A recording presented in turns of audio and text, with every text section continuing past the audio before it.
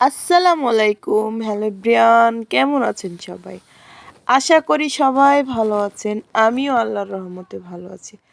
আজকে রান্না করব আমি আমার নানির জন্য পোলট্রির মাংস। পোলট্রির মাংস রান্না করার জন্য প্রথমে হচ্ছে আদা জিরা বাটা দিয়ে দিলাম, পেঁয়াজ রসুন কুচি দিয়ে দিলাম, তেজপাতা দিলাম। পেঁয়াজের পরিমাপটা একটু বেশি হয়ে গেছে, সমস্যা নেই। আমি তো করব হচ্ছে পোলট্রির মাংসের কষা, তো সেইখানে পেঁয়াজ একটু বেশি হলে কোনো অসুবিধা নেই। যাই হোক, দিয়ে দিলাম হলুদ, দিয়ে দিলাম মশলা।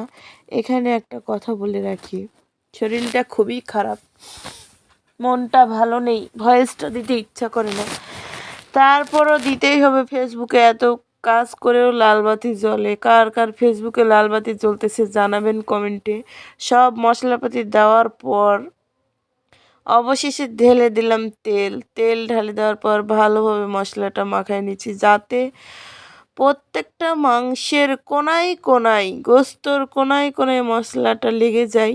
এবং মশলা মাখায় আমি মাংসটা 10 মিনিট রাখায় দেব ম্যারিনেট করে। এতে করে হচ্ছে মাংসের স্বাদটা অনেকটা বেড়ে যায়। 10-15 মিনিট রেখে দেওয়ার পর আমি চুলাতে তুলে দিলাম। একে তো হচ্ছে ম্যারিনেট করে রেখে দেওয়া মাংস, আর অন্যদিকে হচ্ছে মাটির চুলার রান্না। স্বাদটা কেমন হতে পারে সেটা আপনারা জানাবেন।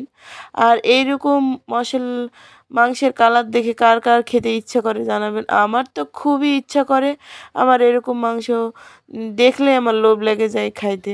তো যাই হোক, মাংসটা ভালোভাবে আমি নেড়েচেড়ে কষায় কষায় নিচ্ছি। তেলের পরিমাপটা একটু বেশি হয়ে গেছে, কিছু করার নেই, ভালোবেসে দিয়েছি। আর এই তো দেখতে পাচ্ছেন আমার প্রথম ধাপ কষানো প্রায় শেষের পথে। আমি ভালো করে নেড়েচেড়ে কষায় নিচ্ছি, যাতে হচ্ছে পেঁয়াজ রসুনগুলো সব আওলায়া যায়, একটাও গোটা গোটা না দেখা যায়। ব্লেন্ডারে বেটে দিলে হয়তো বোঝা যেত না, কিন্তু আমি চেয়েছিলাম যে সিদ্ধই করব। তো যাই হোক, দ্বিতীয় ধাপে আমি পানি দিয়ে দিলাম, পানি দিয়ে আবার কষায় নিলাম। আমি তো ঝোল রাখবো না, পানি দিয়ে নেড়ে চেড়ে কষায় নিচ্ছি। তো কষায় নেওয়ার পর আমার নানি বলছে যে আমাকে 2 পিস দাও, আমার নানিকে দিলাম। দেওয়ার পর আবার কষায় কষায় নিচ্ছি। আর এই তো হচ্ছে আমার ফাইনাল লুকে চলে আসতে শুরু করেছে। আর বেশি আমি কষাবো না, এইরকম করে রাখবো। আজকে হচ্ছে মুরগির মাংসের কষাটা কেমন হয়েছে বলবেন। এই হচ্ছে আমার ফাইনাল লুক। আর সাথে করে নিলাম হচ্ছে পোলাও। তো পোলাও আমি যদিও পছন্দ করি না, আমার বোন বেটি আছে সেই খাবে। ভালো থাকবেন সবাই, আল্লাহ হাফেজ।